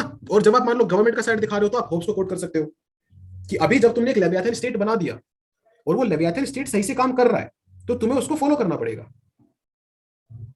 ओके, ये चीज इस तरीके से करके आप उसको फिर बताओगे, और लास्ट में आप बोलोगे कि आखिर में सामंजस्य बहुत जरूरी है। राइट? क्या बोलोगे लास्ट में कि आखिर में सामंजस्य बहुत जरूरी है, सोसाइटी और अथॉरिटी दोनों साथ में मिलकर काम करें। बिना सोसाइटी के अथॉरिटी का भी कोई सिग्निफिकेंस नहीं है, और बिना अथॉरिटी के सोसाइटी में क्लैशेस रहेंगे। तो ये इंपॉर्टेंट है कि ये समझो कि ये चीजें आंसर्स में कैसे आएंगी। जैसे कि मैं बार बार बोल रहा हूं, सिर्फ रूसो और हॉब्स पे क्वेश्चन नहीं आएगा। मान लो आपको कहीं भी स्टेट की बात करनी है कि जो स्टेट कर रही है उसको लोगों को फॉलो करना चाहिए, तो आप उस लेविएथन स्टेट के कॉन्सेप्ट को कोट करोगे। बाकी लोग उसमें जनरल पॉइंट फेंकेंगे, आप उसमें थॉमस हॉब्स को कोट करोगे कि थॉमस हॉब्स ने अपने लेविएथन स्टेट के कॉन्सेप्ट में कहा था कि एक बार आपने अगर किसी सोवरेन पावर को एस्टैब्लिश कर लिया, तो जब तक वो बहुत ही कुछ अगेंस्ट नहीं कर रही है आपके, है ना, कि आपके फंडामेंटल लिबर्टी को, फंडामेंटल आपके राइट्स को चुनौती दे रही, तब तक आपको उसकी बात माननी चाहिए। वही जब आप रूसो की बात करोगे तो आप बोलोगे कि नहीं, जो गवर्नमेंट है, जो स्टेट है, वो जनरल विल ऑफ सोसाइटी के हिसाब से काम करे, वो लोगों के राइट्स को प्रोटेक्ट करने के लिए काम करे। इस तरीके से आप देख सकते हैं कि कैसे एक ही सोशल कॉन्ट्रैक्ट को दो लोग थोड़ा सा अलग अलग तरीके से बात करते हैं। राइट? तो ऐसे करके आप अपनी पर्सपेक्टिव इन चीजों के बारे में दिखाओगे। ओके, ये इंपॉर्टेंट है। बिल्कुल बिल्कुल बिल्कुल बिल्कुल बिल्कुल। तिलक साहब ने भी मॉडर्न हिस्ट्री में पढ़ते हैं, वही बोला था कि सोसाइटी के अंदर से चेंज आने दो, बाहर से मत तोपो उस पर। खैर, गॉट इट? क्लियर? दूसरों क्लियर हो गए? लिख लिया सबने? Let's move ahead now, lock पे चलते हैं। John Locke, the founder of modern empiricism.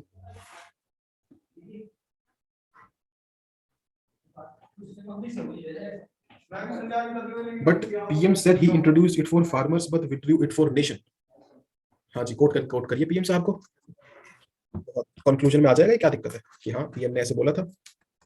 अरे ये सब तो ठीक है यार, इसका हमसे क्या लेना देना, पॉलिटिशियंस तो बहुत सारी बातें बोलते हैं। Okay, clear? आपको ये देखना है कि आपको आंसर्स कैसे लिखने हैं। ओके, नेक्स्ट फिलोसोफर जिनकी हम बात करेंगे वो है जॉन लॉक। इनको बोला था चैंपियन ऑफ नेचुरल राइट्स या फिर founder of modern empiricism.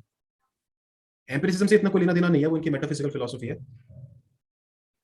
Epistemological. ठीक है, तो उससे इतना लेना देना नहीं है। ही इज नेचुरल राइट्स के चैंपियन बोले जाते हैं, sir champion of natural rights. इतना बड़ा इन्फ्लुएंस है इनका अमेरिकन वॉर ऑफ इंडिपेंडेंस पे और इन सब चीजों पे। Amazing amazing, just an amazing personality. US declaration of independence में तो पूरा पूरा दिखता है, अभी बताऊंगा। अभी यूएस का डिक्लेरेशन पढ़ना है इंडिपेंडेंस का, उसमें पूरा पूरा दिखता है कि कैसे जॉन लॉक की बातें लिखी हुई है। खैर ठीक है, इस पे आते हैं, जॉन लॉक पे आते हैं। तो हमने होब्स का देखा कि होब्स ने बोला कि ये कैसे सोशल कॉन्ट्रैक्ट है, और आप उसमें आ गए हो, आपने सोशल कॉन्ट्रैक्ट साइन कर लिया है। अब गवर्नमेंट का ये बनता है कि वो उसको चीजों को, लॉ एंड ऑर्डर को बना के रखे। अगर गवर्नमेंट अपनी पावर को अब्यूज करती है तो वो गलत है। लेकिन द पॉइंट इज कि अभी देखो क्या है, बिना सोशल कॉन्ट्रैक्ट के होप्स ने बेसिकली क्या बोला कि अगर सोशल कॉन्ट्रैक्ट नहीं होता तो तुम हर टाइम मरने के डर में जीते, है ना, द फियर ऑफ डेथ। अभी क्या है कि एटलीस्ट तुम्हें ये फियर नहीं है गवर्नमेंट के होने की वजह से। हो सकता है कि गवर्नमेंट थोड़ी सी अपनी पावर को अब्यूज करे, हो सकता है कि गवर्नमेंट हल्का सा आपके ऊपर कोर्जन लगाए, आपकी चीजें को लिमिट करे, लेकिन फियर ऑफ डेथ नहीं आएगा कि यार सो रहा हूं, पता नहीं सुबह उठूंगा कि भी नहीं उठूंगा, रात को कोई आके निपटाया जाए। ये फियर ऑफ डेथ के साथ नहीं सोते ना, पता है कि नहीं, ये गवर्नमेंट है जिससे लोग डरते हैं। इसी कॉन्सेप्ट को आगे बढ़ा के जो लोग नेचुरल राइट्स की थ्योरी देते हैं, तो क्या बोलते हैं, सिंपल है ना, लिख लेना इस लाइन को, कि we cede our authority to a government to protect our natural rights.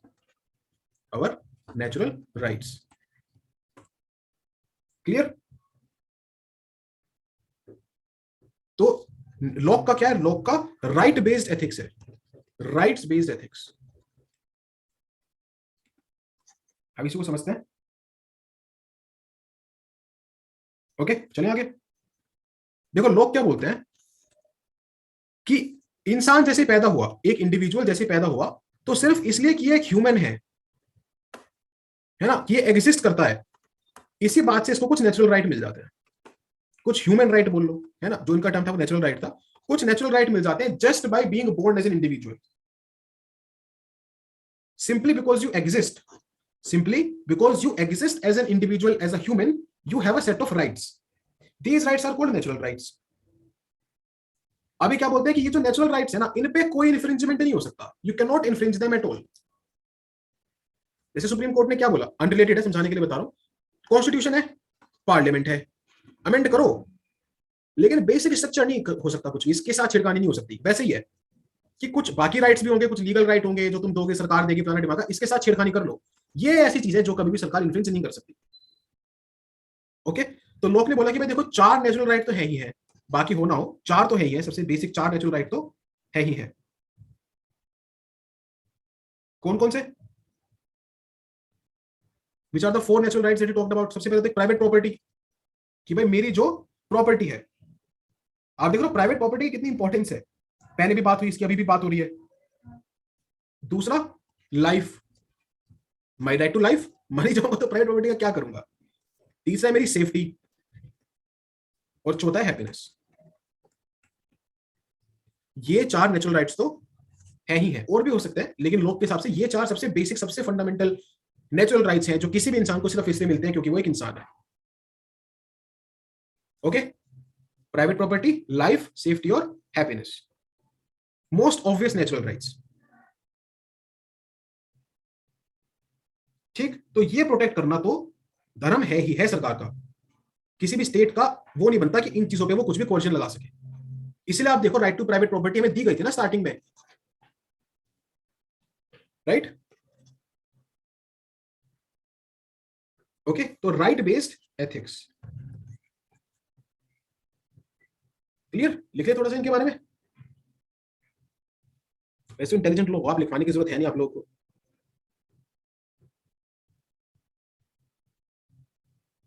हाँ हाँ, हल्का हल्का, मतलब नेगेटिव लाइट एज इन की, हाँ उसकी वजह से तुमने अपनी, मतलब उसकी वजह से तुम थोड़े सेल्फिश हो गए, थोड़ी इनसिक्योरिटी आ गई और अपनी तुमने अथॉरिटी गवर्नमेंट को दे दी।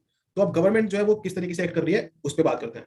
लॉ के हिसाब से तो नेचुरल राइट है कि मतलब तुम पैदा हो गए और तुम्हारी कोई प्रॉपर्टी है तो वो तुम्हारी है, कितनी इंपॉर्टेंट है वो तुम्हारी, मतलब प्राइवेट प्रॉपर्टी को तो बहुत, मतलब बहुत ऐसे हाईली इंपॉर्टेंट। खैर चलिए थोड़ा सा लॉक्स आपके बारे में लिख लेते हैं, जो जितना हमारा काम है।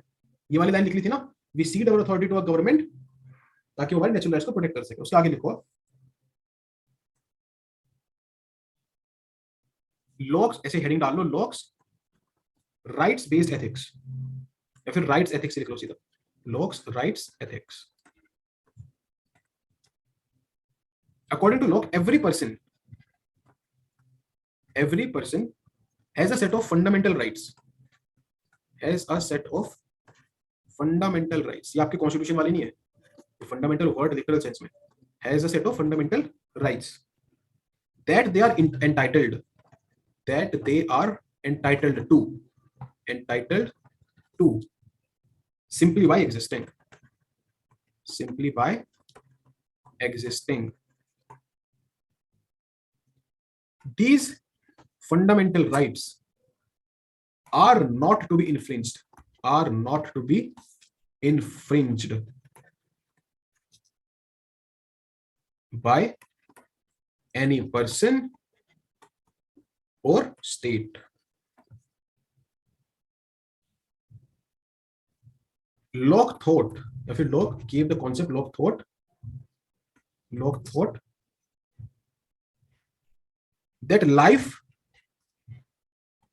property, safety and happiness were among the most obvious natural rights, were among the most obvious natural rights। ठीक है जी,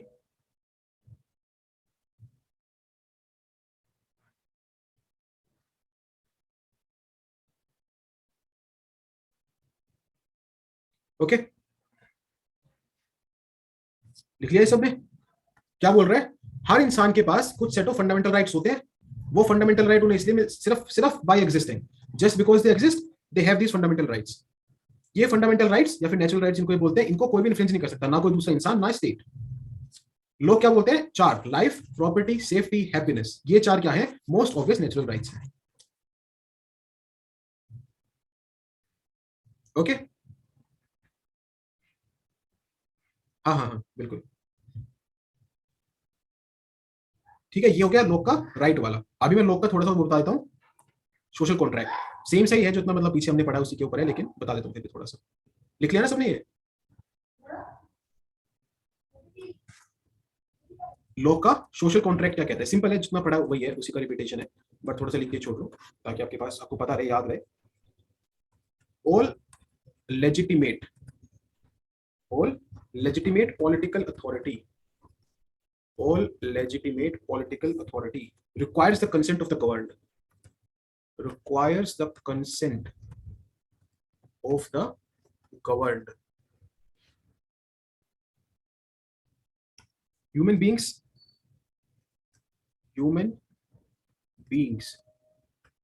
live in political societies, live in political societies not due to divine right. ये बहुत बड़ी line है. Not due to divine right of some to rule, but because they have voluntarily agreed, they have voluntarily agreed to set of laws in order to secure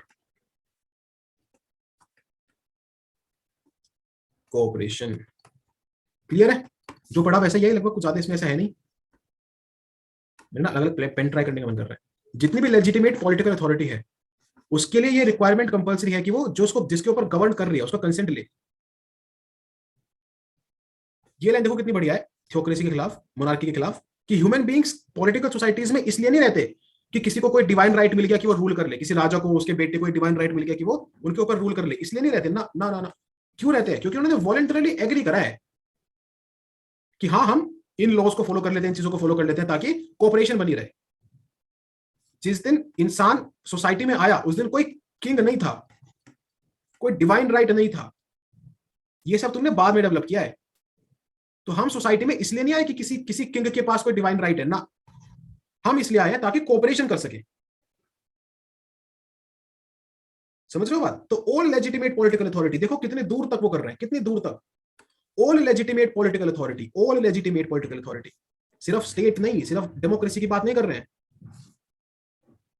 है ना. Monarchy, theocracy, हर एक चीज को challenge कर रहे हैं कि कोई भी लेजिटिमेट पॉलिटिकल अथॉरिटी है वो ये ना सोचे कि उसके पास कोई डिवाइन राइट टू रूल है. लोग अपनी मर्जी से वॉलंटरीली किसी सेट ऑफ लॉज को, किसी सेट ऑफ प्रिंसिपल्स को, रूल्स को फॉलो करते हैं कोऑपरेशन एस्टैब्लिश करने के लिए.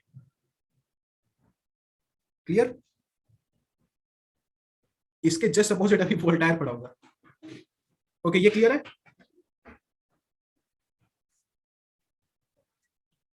ये पेन मजा नहीं आया यार, ये चलाते. ओके, एक ना मेरा लाइन लिखवाने का मन कर रहा है, वो यूएस डिक्लेरेशन ऑफ इंडिपेंडेंस है, लिखवा दूं क्या? लिख लो, चलो, बढ़िया लाइन है. बेसिकली क्या है कि रोल्स सॉरी लॉ का जो ये नेचुरल राइट का, सोशल कॉन्ट्रैक्ट का वो है, इसी से यूएस डिक्लेरेशन ऑफ इंडिपेंडेंस जो है वो इंस्पायर्ड है. तो उसमें ऐसे करके लिखा हुआ है कि टू सिक्योर दीज राइट्स, यहाँ पे दीज क्या हो गया, वो natural rights. To secure these rights the governments are instituted. बहुत बढ़िया लाइन लगती है मेरे को. The governments are instituted among men. यहाँ पे ह्यूमन कर लेना यार, क्या ही बोलूं मैं, हर जगह यही हो रखा है. Among men deriving their just powers, deriving their just powers, deriving their just powers from the consent of the governed, consent of the governed.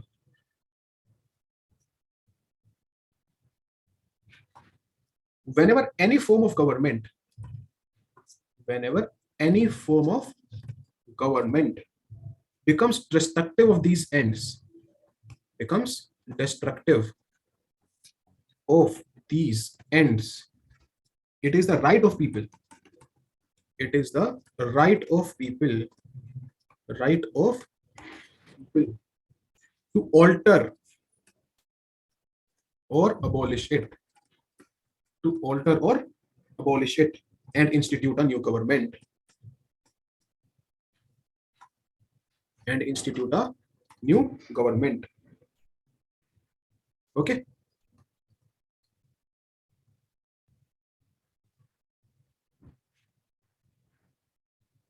to institute a new government. Clear है क्या बोल रहे हैं? ठीक है सर, क्या बोल रहे थे? ये वाला फेंसिंग।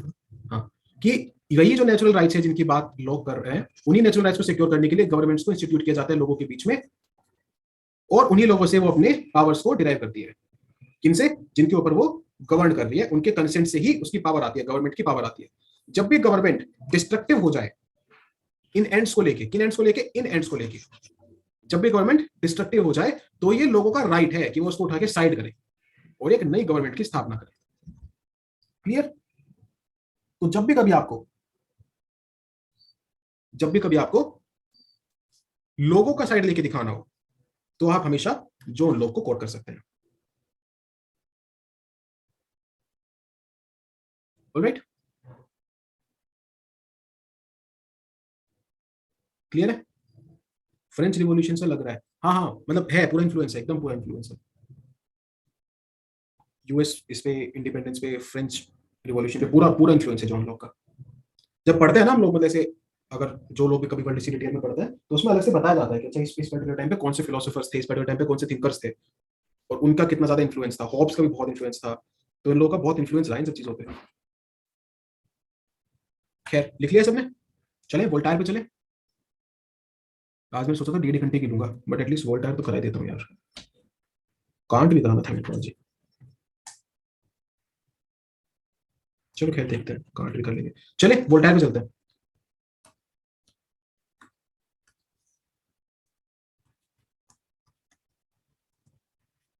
वोल्टायर फ्रेंच फिलोसोफर थे, ठीक है, इंपॉर्टेंट नहीं है।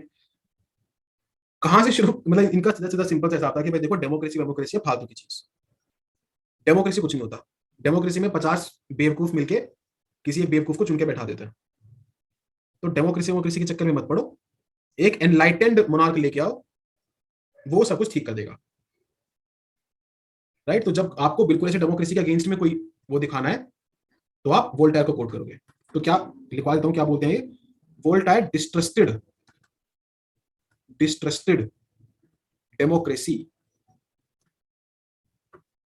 Because he viewed he viewed it as an idiocy of the masses। है ना, लोगों का, मासेस की बेवकूफी है बस, ये और कुछ नहीं है। he said that democracy is too unpredictable too unpredictable and and believed that only an enlightened monarch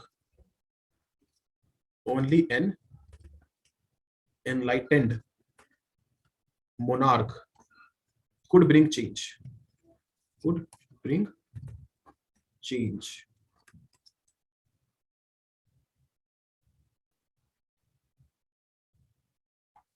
The enlightened monarch, the enlightened monarch should keep in his mind the best interest of his subjects, the best interests of his subjects। Clear है? Okay, this is Voltaire का basic philosophy. He said that he belonged to the party of humanity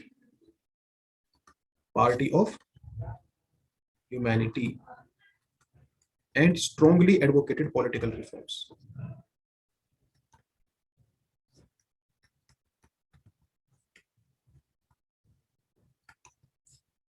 okay,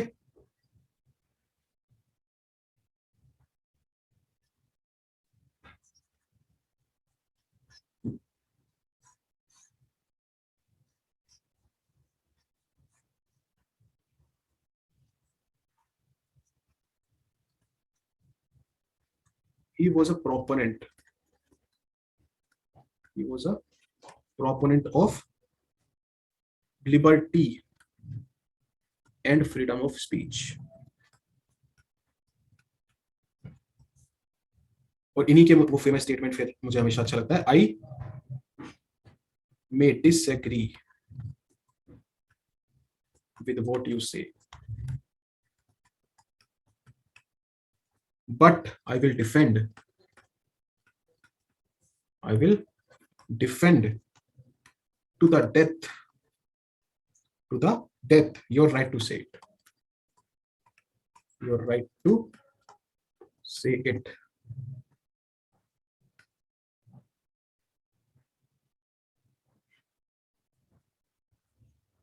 okay,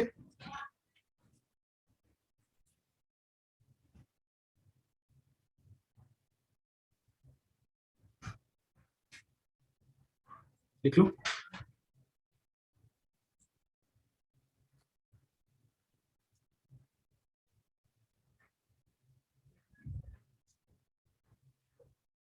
क्या बोल रहे हैं? He said that he belonged to the party of humanity। Humanity सबसे बड़ी चीज है, उसी को प्रोटेक्ट करने के लिए मोनार्की होनी चाहिए, कुछ भी है वो उसी को प्रोटेक्ट करने के लिए होनी चाहिए। हमेशा ह्यूमैनिटी का बेनिफिट दिखना चाहिए। पॉलिटिकल रिफॉर्म्स लेके आओ, क्योंकि अभी जो पॉलिटिक्स चल रही है वो बिल्कुल ह्यूमैनिटी के खिलाफ है, ह्यूमैनिटी को प्रोटेक्ट नहीं कर रही वो। लिबर्टी और फ्रीडम ऑफ स्पीच जो है वो एब्सोल्यूट होना चाहिए आपके पास। आप जो भी बोलना चाह रहे हैं, चाहे मैं उससे कितना कितना भी वेहेमेंटली डिसएग्री करता हूं, लेकिन मैं उसको आपको बोलने दूंगा। आपका बोलने का वो राइट, बोलने दूंगा भी क्या, आपका बोलने का वो राइट है, आप उसको बोलो। आई डिफेंड योर राइट टू से सो। है ना, आजकल तो हम देखते हैं कोई भी मूवी, छोटी सी मूवी, थोड़ा सा भी कुछ बोल दिया, इसको बैन करो, इसको बॉयकॉट करो, ये करो वो करो।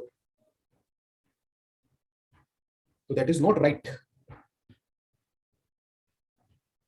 ओके, क्लियर है? लिख लिया सबने?